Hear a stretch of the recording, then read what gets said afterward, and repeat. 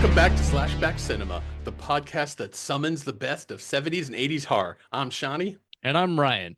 Today we're talking about an absolute bonkers Italian horror movie, 1985's Demons, directed by the espresso or maybe cocaine-fueled mind of Lamberto Bava. This movie has it all. Gallons of gore, glowing-eyed demons, and a katana-wielding dude on a motorcycle. But does Demons still bring carnage, or is it as cold as last week's lasagna? That's what we're going to find out today. So let's start with this. Ryan, were you familiar with this movie at all? Had you even heard of it? I thought I had, but when I realized it was Night of the Demons is the one we talked about watching. So apparently there's a lot of demon action happening. So this was new to me. And really, I haven't spent much time in the Italian horror space. Right. You know, there's a lot there. So based on this one, we'll see if it's a thumbs up or a thumbs down the future Italian horror movies. But how about you? I always had the impression that Italian and Japanese horror movies were just like a little extra crazy and upsetting. After this movie, I'm like, oh, maybe maybe they're not so bad. Especially the movies from like the 70s, 80s period where not big budgets, not perhaps people working on these movies with the most background in horror. But I did find this movie pretty fascinating. And I got to say, we'll get to this at the very end, but I just want to tease this. When I was watching the movie, 30 minutes in, I locked into a stabby score, and everything I saw for the next like 35 minutes confirmed that that's the score I'm giving it. But then something happened that made me go, you know what? Extra stabby for this movie. Oh, this is like reanimated or rebooted here with the stabby score. Nice. The movie actually pushed forward in a way that made me go, you get an extra stabby for that. Stay tuned. You'll find out what it's all about. Yeah. Awesome. I can't wait. Well, I will say you're talking about different styles of, Japanese versus Italian horror. This might be one of the juiciest horror movies I've ever seen. And when I say juicy, I'm actually talking about the amount of liquid and viscera, bile and goo. After I watched this movie, I felt like I should have watched it with a lobster bib and had wet wipes because I felt like it was oozing out of my screen after. Yeah, that's absolutely true. Yeah, the amount of, not just blood, but like pus and vomit. Yes. Just liquid, just tons and tons of liquid. Yes. Yeah, this is not the episode to listen to while you're having lunch. We're just going to tell you that right now. Yes. Before we get going though, I will give a shout out to Slinky Jim Art. It's one of our listeners that recommended this one to us. So Jim, grazie mille. Yes, thank you, Slinky Jim. You came through. So let's do a summary real quick. Sure. So the plot on this one is pretty straightforward. We've got two female university students. One, Cheryl, that the movie starts with, gets handed these movie passes. They're free. And so she meets up with her friend, and basically they decide to cut class and go see this mysterious film screening. They get there and they soon find out that they're trapped in this movie theater. The movie that they're watching on screen becomes what's happening in the movie theater.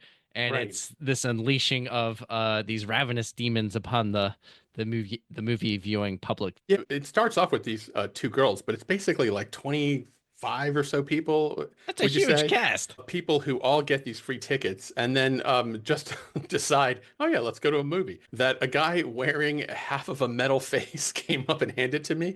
I don't know. I think the movie was filmed in Germany. Do I have that right? Did you catch that? Yeah, in Berlin. So it's an Italian film, but the bulk of it is filmed in Berlin, which was actually really cool set dressing and visuals to see. It had a whole different vibe to it because of that. Right. I was immediately thrown off by the dubbing of all the characters.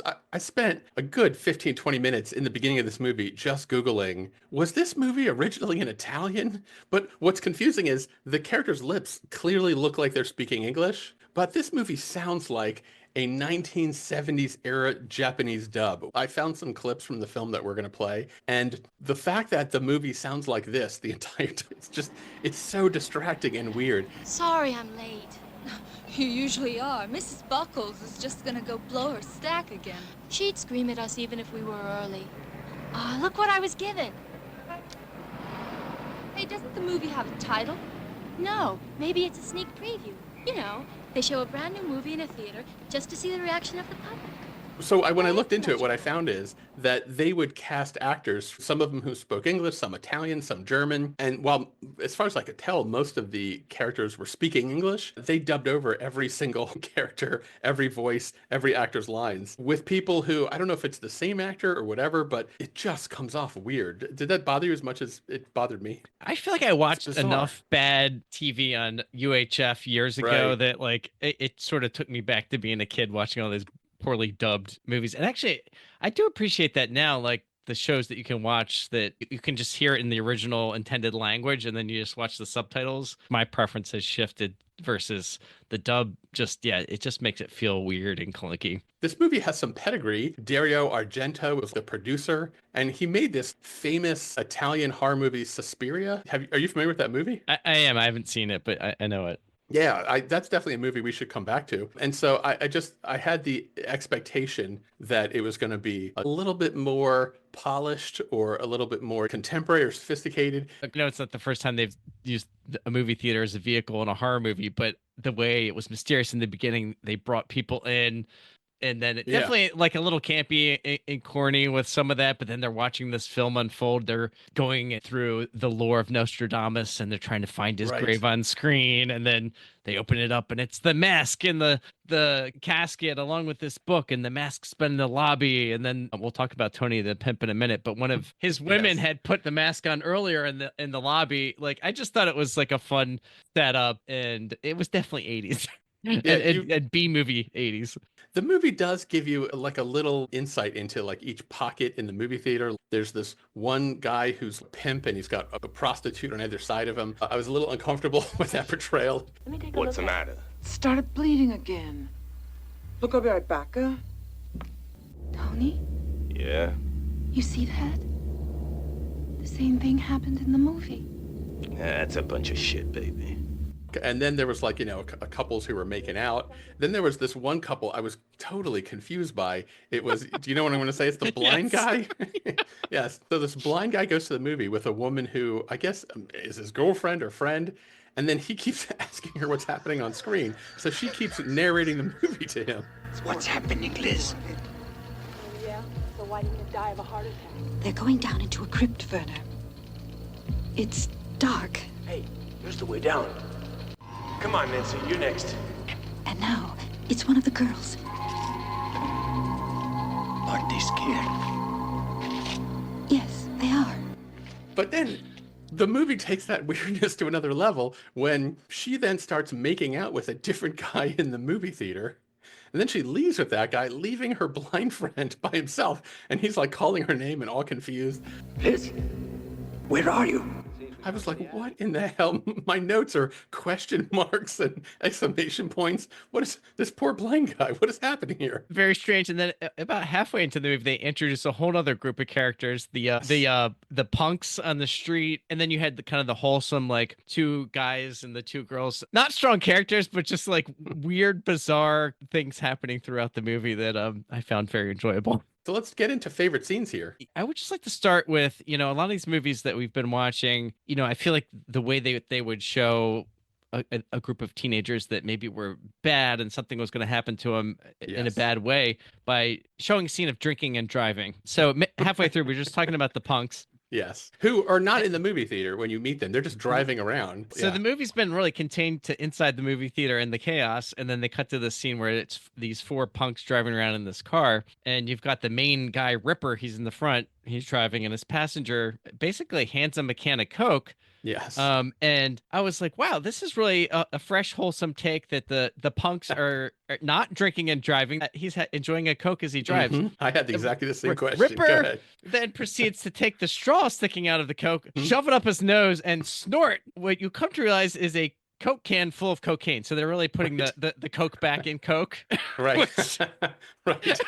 Yeah, I would then say they're passing around the can of Coke, and the Coke gets spilled everywhere. So I don't know that was a favorite scene, but it just struck me when I saw that. I'm like, oh, I'm definitely talking about. Yes. Another thing I want to talk to you about is even though the movie is called Demons, by all rules of horror, these are actually zombies. right? Yep. They have the qualities of zombies. They get like bit or scratched. Once you get infected, you act like a zombie. They don't really eat brains, but they do then attack other people and then turn them into zombies. So when you think of demons, you think supernatural, right? Or sacred books or icons or Right. images or something kind of holy. There's not really none of that in this, except for, I guess, those masks. They find these old, medieval looking masks that they put on. And like you said, when it scratches them, they then get infected. But then once that happens one time, after that, it's like just zombie lands all the way down. Yeah, exactly. Least demony demons. It did feel like they should have had a little bit more pentagram or some like demonic thing. Yeah, you're right. They just really did feel like zombies. Another thing that I was fascinated by is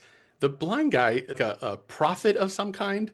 So he is calling out for the girl he's with. It's not clear if it's his wife or his girlfriend, Right. but she's going off and she's just making out with some other guy. So he just wanders around confused. But then at a certain point, a demon runs into him, and then the demon pops out his eyes. But I guess joke's on the demon because because he's blind, he wasn't using those eyes anyway. So he's still alive in the movie, like walking around. And he tells the rest of the survivors, it's not the movie that's causing all this mayhem. It's the theater itself. It's the space of this theater. It's an evil place, which, okay, is fine. But then there's no explanation. The movie does not explore that idea either, that this is unholy ground. It's not the movie. It's not the movie. It's the theater. It's this theater that kills. And so again, it's like a lot of just random ideas. I mean, this Yeah. movie was made by people, Ryan, who I'm assuming were sniffing cocaine out of a cocaine. Exactly. There were some plot holes. I feel like the movie was just one big plot hole. Hardly any of it made any sense, including I'm going to tell you my favorite scene, but first, the most shocking thing that happens in this movie that makes you go WTF in the middle of watching it is the 20 people that you're following in this theater. They're like trapped inside the movie theater because when the zombies come out, or I guess the demons, and they start attacking them, the humans then run to the door, but joke's on them. They open up the doors and it's just concrete blocks. So they're trapped in. There's no windows, there's no doors, there's no way to get out of this theater. Right, they're sealed. But then at the very end of the movie, when there's just two people left, a man and a woman, a helicopter crashes from the ceiling of the movie theater and just crashes to the floor of the theater. You've never seen this helicopter before. There's no explanation for why a helicopter would just crash into the theater. It just is a random thing that happens in a movie. And it was just like a stunningly odd moment. It's like in a collection of what the hell is going on in this movie moments.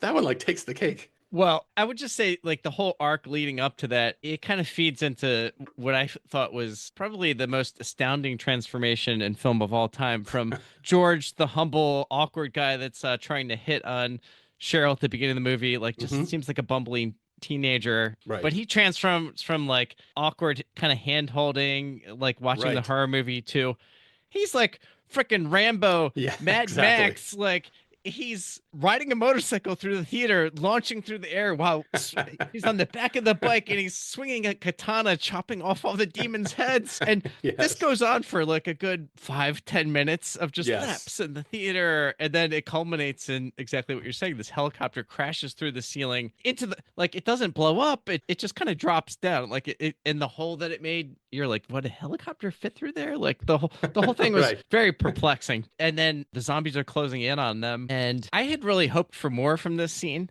but he immediately knows how to operate a helicopter as well. Like that's part of his new skill set. So he fires up the helicopter. Yeah, I thought he was going to get in the helicopter and fly away. Like, because at the point where a helicopter crashes into your scene, you're like, well, now anything can freaking happen. There's no rules in this movie. But he starts it up and then the blade starts spinning. And then, of course, he's chopping up demons. The helicopter stopped. And then next thing you know, he knows how to work a grappling gun that has an explosive launching capability, and he tethers up a winch and they escape the theater. Like the skill set that George really brought to the table and his transformation to Mad Max Beyond Thunderdome was impressive. I would say my favorite scene is the one you've already talked about. Ryan, are you familiar with the phrase Chekhov's gun in the theater? Have you ever heard that before? I'm assuming it harkens back to Star Trek, but I don't know. What do you got? Oh, well, this is going to be educational minute on SlashBack Cinema.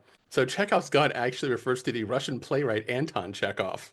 Oh, yes. Look at me. So although that was a reasonable guess for this podcast, so Chekhov used the phrase Chekhov's gun when he would describe this writing technique, which is if you introduce a gun in Act 1, that gun needs to get fired. Someone needs to get shot before this play ends. So I wrote in my notes, this movie is Chekhov's katana, because when all of the characters walk into the theater, for no reason at all, there is a dummy on a motorcycle holding like a samurai sword. Is the samurai sword the same as a katana? Do you know? Do you have any knowledge of I believe so, but they could have different types of swords. It's definitely katana Right. in this movie, though. Okay, so they have that like set up, like you know how you walk into a movie theater and there's like a display. This display is set up for no reason at all. It never gets explained. But then I'll be damned if the movie doesn't pay that off with a 10-minute sequence in which the hero that you're talking about is George gets on that motorcycle, grabs that katana, and this is another shock. It's a real katana. It's not plastic. It's not a movie prop. You've got a real samurai sword in this movie. And he just drives around for 10 minutes with his girlfriend on his back, slicing and dicing every single demon in the theater. The movie earned an extra stabby for me just for this sequence because of the chutzpah of having this scene come out in the middle of nowhere. So I read a review from, it was the website Last Movie Outpost, and it was talking about this scene with the katana, and then it culminates in the helicopter crashing down, all that. The quote is, "Human language has not evolved a word to describe just how fucking awesome it is." Yes, it is a cocaine-fueled fever dream. And yes, and that sequence is actually extremely entertaining and funny. I couldn't tell if the movie was trying to be funny or not, but in this sequence, it's like Definitely hilarious. And then do you want to talk about like any of the deaths? You mentioned earlier the viscera and the juice of this movie. Yes. What stands out to you about that? Well, from the first scene with the first demon, it was, I forget, Toady the Pimp, one of his prostitutes who gets transformed, which quite gruesome. It starts with a cut on her face and becomes this boil that basically explodes, and then the demon, she transforms into a demon. There was just over the top scenes for each of those transformations, but the one that I would like to nominate for the Cheese Award this week, I prefer a hunk of cheese, is when Cheryl's girlfriend Kathy, they've gone through this whole escape sequence. It's the four of them. It's George and the other boyfriend. They're trying to get out of there together, and Kathy's sort of passed out. And then you notice her eyes change, and you're like, oh boy, she's turned into a demon. But rather than just turn into a demon, inexplicably, her back splits open. I was having substance flashbacks because there's similar things that goes down in this movie. But this blood-soaked demon basically pops her open like a cicada shell and just hops out of her back, and this little grotesque gremlin creature, and slashes the one boyfriend and then runs off. But it was so schlocky. Yes. Also, there's no other part of the movie where a demon climbs out of a person's body. There's no sense to this. The world that they've set up has no logic or consistency. But yes, that is actually kind of a remarkable effect of the demon climbing out of the back of the woman. And was anything in this movie scary? Was there any moment in which you were like startled or uncomfortable? I guess the whole movie's uncomfortable. I mean, the gore is like 80s kind of gore, and just so over the top. I think it has some of that kind of campy humor to it, like Evil Dead vibes. So I didn't really think it was particularly a scary film. It was more just like a fun schlocky romp was my take. How about you? Yeah, I think that's right. Because so much of the movie is kind of confusing. The helicopter and the katana, and then people are changing. At one point, they find this mysterious room, but then they go into the room. It seems to like irritate them or make them uncomfortable, so they just leave that room. There's no explanation as to what that was about. There's this weird sequence in which when the characters all decide that it's the movie causing the problem, they go up to the projection room, but there's no actual camera projector for a movie theater. It's like got all this kind of 80s level computer equipment that they just start bashing, but then that has nothing to do with anything because it's not the movie causing the problem. So there's a lot of scenes that you're like, oh, what is happening? Why are they doing this? It's so odd. And so yeah, it just comes down to these last two people who escape, and even their escape is like, what is happening now? They finally get out of the theater by climbing onto the roof and then just climbing down a ladder, and that's when it really has like kind of zombie vibes, because there's. But before they actually get off of the roof, they launch the grappling hook up through the ceiling where the helicopters crash down. They climb out and they get up there, and Cheryl and George is like, "Oh my god, thank God we escaped!" And then inexplicably, the man from the beginning of the film with the silver face mask who had been handing out the tickets, he's just hanging out on the roof, like, just in the event that a helicopter might. Fall through the ceiling, starts he was taking them on the roof. Right. So there's a big battle scene where they eventually overcome him. But and they get onto the streets, and it's pandemonium because one of the demons had escaped when the punks came in at some point. This is the very end of the movie when the hero and the female lead escape. They see that basically everyone has turned into demon/zombies. But then all of a sudden, lo and behold, a Jeep drives by with a dad and what I think is his daughter. And then a son. I don't know who you've never seen these people before. Yeah. And our heroes just hop onto the back of this Jeep, and the daughter and the son each have a gun, and so they're just shooting demons as they drive along. And that's basically how the movie ends. Except, did you watch all the way through the credits? Yes. You could actually stop plot it. Twist. Right. Yes, they start running the credits, and so you definitely think, oh, it's over. But then halfway through the credits, again, the movie takes a zag. The credits stop halfway through. Cheryl and George are on the back of the Jeep, and you think they've escaped. All of a sudden, Cheryl turns around. She's turned into a demon too, and George is so shocked he doesn't know what to do. And so the son in this Jeep turn around and shoot her. She goes flying off the back, and then that's how this movie ends. Definitely wacky, all over the place. If you're looking for logic, a lot of character development, and a deep plot, this might not be the film. But yeah, all of it is so wildly inexplicable and unpredictable. Definitely one of the weirdest movies I've ever seen in my entire life. Let's do stabby scores, and then I've got some trivia for you. Okay. For stabby scores, like I teased in the beginning, I watched this entire movie thinking 2 stabbies, 2 stabbies, 2 stabbies. It's not unentertaining. It's not like upsetting or impossible to watch, but it makes no sense at all. And it's not the kind of thing I necessarily go back to. Parts of it I just found incredibly confusing. And then suddenly that motorcycle scene happens, Chekhov's katana out of nowhere, and he's riding around chopping people up, and they're flying all over the place.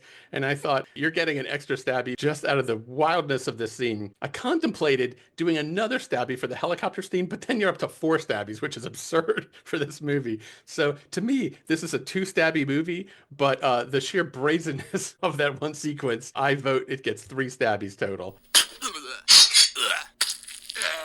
How about you? Nice. You've been to Rome. Yes. Right? There's a Piazza Venezia, I could be saying that wrong, is this massive traffic circle. Like it's the most insane thing you've ever seen. And you just see all these cars and vehicles, people crossing the street. It is absolute chaos. Like that is Rome and Italy to me. And this movie, I feel like, was the embodiment of that. Like absolute chaos. Like it is just like war-soaked wackiness, fun romp. You know, I hear everything you're saying, some questionable acting and some paper thin characters, but really I feel like just the pure unexpected factor of so many aspects and scenes, and maybe they're not connected, but they're highly entertaining, left me really enjoying this one. So I'm going to bring this in at 4 stabbios. Whoa, 4 stabbios. That's remarkable. Being very generous with that, but here we are. Pretty insane. Right. Is the fact that you've got Italian family members, do you think, possibly skewing the score a little bit? The Italians, it could be a factor, Shawnee, but the Italians, they always bring a style to whatever they're doing. And, was this an espresso fueled scenario or cocaine fueled? Maybe. I am blown away by your stabby scores. Shall we play a game? Demons was released in 1985. So I just have trivia about things that happened in 1985. So not horror trivia, memories of our childhood. We were 13 years old in 85. Sounds right. You think we would have liked this movie if we saw it at the age of 13? This would have been hard for my middle school brain to process. There's just a lot to take in. Yes, I definitely would have not been allowed to see this movie. So here's my trivia. I've got 1, 2, 3, 4 questions about the year 1985. Question number 1. What was the most successful movie of 1985? Just based on box office dollars, you got 4 options to choose from. Number 1, I'm not a sadist. I'm going to give you some chance here. Option number 1, Rambo First Blood Part 2. Option number 2, Back to the Future. Option number 3, Goonies. And option number 4, Beverly Hills Cop. Of those 4 movies, Rambo Part 2, Back to the Future, Goonies, and Beverly Hills Cop, which one made the most money in the year 1985? All right. Goonies could be it, but I'm going to roll the dice and go with Back to the Future. Back to the Future is correct. Nice. Yes, Back to the Future made $190 million, which in 1985 was real money. Wow.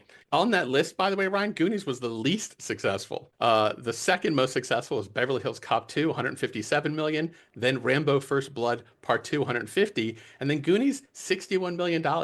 Damn. Well, Yeah. maybe in my childhood brain, that was the biggest movie of that That's- year. But exactly. Back to the That's why- Future is pretty huge, but yeah. All right, that was number 1. Good. You should do pretty well with this one too.